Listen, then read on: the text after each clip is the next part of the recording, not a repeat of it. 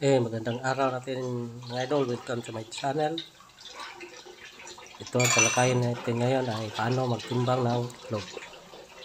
Ito ang harvest ko ngayon ng mga itlog. Mga bandang alas 10 ng umaga. First harvest pa to. May mangitlog pa to mamaya. Tanghali. Okay, ating timbangin ang mga itlog isa-isa. Ang range ng ating itlog ay ang small ay nasa 50 to 54. Ang medium naman ang range sa 60, 55 o 60. At sa large nag-range sa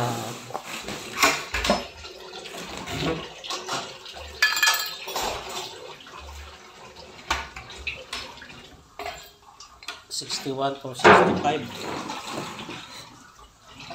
At ang XL 65 pataas. Yan mga idol, sa isa po. Yung digital ang aking ginagamit na timbangan para accurate.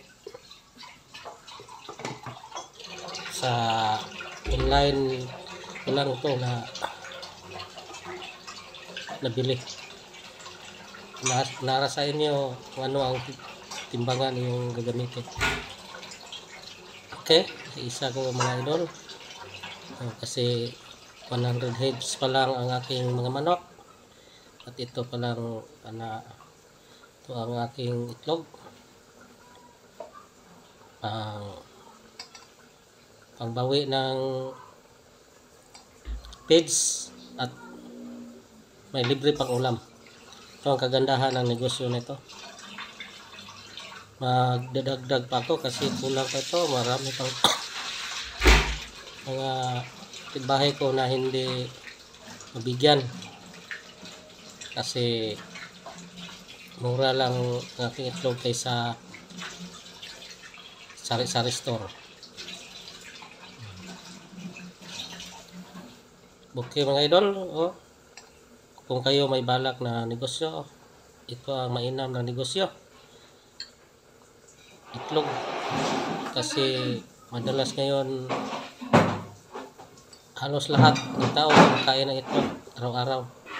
Madali itong lutuin at mas mura pa, mas mabili pa natin kaysa sa sardinas. Hindi tayo makabili ng 10 piso, pero itlog may 10 piso ka na, may ulam ka na. Okay, ito lahat mga idol. Okay, ang small ay nasa 21, ang medium ay nasa 13, ang large ay nasa 14, at ang XL ay nasa 7. Ito lahat 55 pieces lahat mga idol. Bye bye, salamat sa panonood mga idol.